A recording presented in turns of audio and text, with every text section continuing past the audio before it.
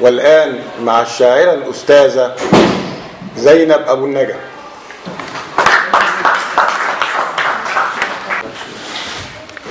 أبي الذي أماتني كأنني ما جئت من صنف النساء، والعيب في أبي، العيب في أبي الذي ما بث في دم الدهاء، والعيب من أبي الذي ما قص من شعري بريق الكبرياء. قد كان في أبي الذي أماتني وجه سموح باسم، عينان كانتا بحور الحب فيهما انطلاقا كالسماء، كأنما الملائك انتحت على جفونها، كأنها نهران في عدن حفيف نخلها، عريض المنكبين في ضلوعه قلب رحيم، تعالت الأطيار في سماء قلبه حمائما رفيفها لحم الصفاء، كفان تعلوان دائما على كف الخفاء، وكان يعفو عندما يكون في العفو ارتقاء، وكان لا يعفو إذا بالعفو ضعف وانحناء، خفيف ظل حاسم ومن صفاته الوفاء. وآه يا أبي، وآه يا أبي، فكل ما لقنتني قد قادني من انكفاء لانكفاء، مصابة بكيدهن أينما أشاء، وآه من كيد النساء، أغرودة من صوتك الرخيم في فمي، صدوق يا بنيتي هل تفهمين، فالصدق يا حبيبتي درع بصدر الأقوياء. صدقتهن يا أبي القول الذي علمتني، بادلنني الصدق الحميم بالخداع، حاصرنني من خلف ظهري يا أبي، لففن حول معصمي سلاسل الحديد، تورمت حلوقهن غاشية من حكيها علي إجحافا خبائث الكلام. أنا التي أدخلتهن في دمي، أنا التي مكنتهن معصمي، عجلت باستئمانهن يا أبي، عجلت باستئمانهن مأتمي. ما زال في تذكري رغم السنين المكتب الصغير والنفير واللعب، كأنها أمامنا سبائك الصفيح والذهب، والمقعد الصغير في الهواء أصطحب، وأنت في كرسيك الرصين بالجبين تقترب. هلا حملتها السبيكة الصفيحة في كفك الصغير، ما ثقلها؟ خفيفة هي، ما لونها؟ يغتالها الصدأ. هيا احملي السبيكة الذهب، ما ثقلها؟ ثقيلة هي، ما لونها؟ كالشمس في لألائها.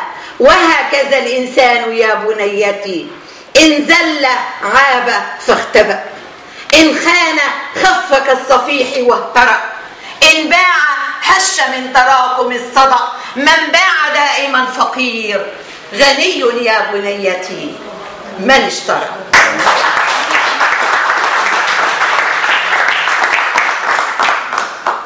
القصيدة الثانية التفريق. كأنني ما جئت من صنف النساء. نسيت. التفريق.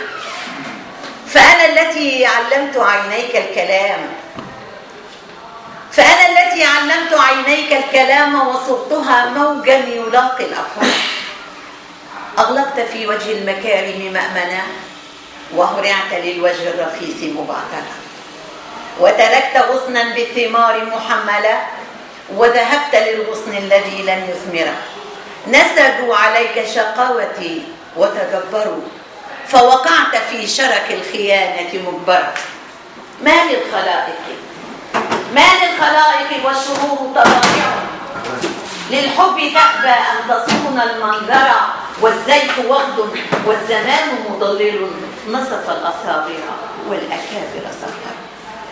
قالوا الحكيمة بالغرام تدلهت، قلت الهوان على الفؤاد تقدر، وأعوذ من قهر الظلوم بخالقي، ينجي القلوب المشعلات تدبرا. عتبي على قلب الضعيف خفوقه، إن صان عشقا بات منه مكدرا. ويشت عقلي في أهازيج الصبا، فمشيت بين الناس زاهدة القرى. ناديت باسمك كل من يتقرب، شردت خطايا في متاهات الثرى. ولكم عكفت عن الكلام مع صحابي، شربت ملح الدمع ماء مسكرا. إني استعنت على فراقك بالصلاة، ركبت مهر الصوم حتى أعبر. وأنا التي إني استعنت على فراقك بالصلاة، ركبت مهر الصوم حتى أعبر. وأنا التي علمت عينيك الكلام، وأنا التي علمت عينيك الكلام، فصغتها موجا يلاقي الأبحر. ولحسن حظك أنني حين اصطفيتك صرت في عين النساء مؤمر. ليس افتتانا في جمالك، إنما زوج الأميرة للجواري أبهرا. ولحسن حظك أنني حين اصطفيتك صرت في عين النساء مؤمرة. ليس افتتانا في جمالك، إنما زوج الأميرة للجواري أبهر. وأنا التي هذبت فيك حوائجا، وأنا التي علمت روحك أن ترى. فبدت على قسمات وجهك رقة خجلة لتكشف عن هواك وتخبره. وأنا التي داعبت عقلك لحظة، أسندت ظهرك إذ يعاندك الورع. ولهت عيونك بالغرام حرارة، وتقاوم الأمر المحتم يا ترى. لا يملك الإنسان من أحواله ما تملك الأقدار مهما قدره. الحب طفل إذ يعانقه الهوى، يجتاز هول الخوف يصعد للذرى. والحب طفل إذ يقاوم حتفه، ينساب عن أبويه يدفن في الكرى. لا تسلم الحب النبيل لمغرد، فالشر في هدم الجمال تسخر. حزني على قوم يعكر صفوهم، إن قام جسر الحب أوفخ دودرا. إني استعنت على فراقك بالصلاة، ركبت مهر الصوم حتى أعبر.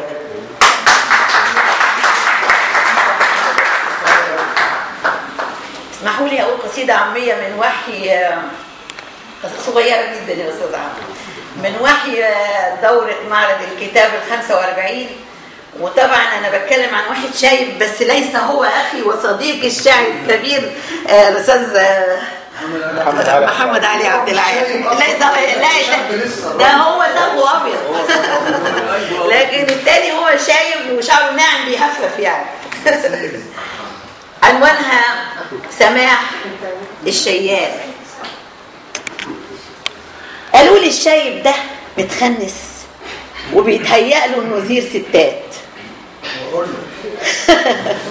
قالوا لي الشايب ده متخنس وبيتهيأ له انه يثير ستات، ومطول شعر الشايب بيهفف على ظهره، الظهر اللي اتدهور من كتر حموله.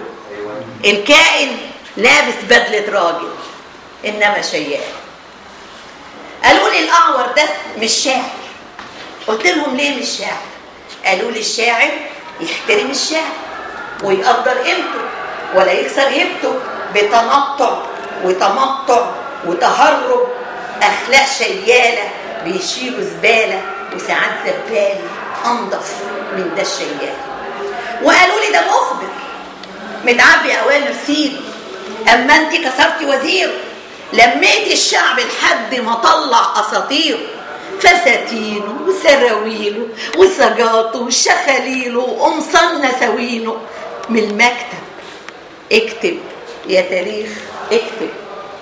فساتينه وسراويله وسجاته وشخاليله وقمصان نساوينه. من المكتب اكتب يا تاريخ اكتب. طلعنا حراير نساوينه من المكتب، ونزلتي عليه عجب لحد ما راح السجن. قلت لهم ايه يا جماعة القصة ابسط من اي فظاعة. قالوا لي كله منفذ على بعض. المخبر ندل علشان يتنطق بيبيع العدل، اما انت كبيره وملكيش في الغدر. قلت لهم غدر وندل وعدل تناقض، عايزين. ضحكوا وقالوا لي في المشمش طول ما سمسم عاشق بيطار ابداعكم طار، والزحلق والدحرج على عزب الدجال. طول ما سمسم فرصه محتاج خيال، انسوا يا حبايب مصر، ابداعكم هيضل خيال بايدين شيال خارج من رؤى الشيال. ابداعكم هيضل خيال بايدين شيال خارج من رؤى الشيال. شوفوا رؤى بقى ده العميل. شكرا.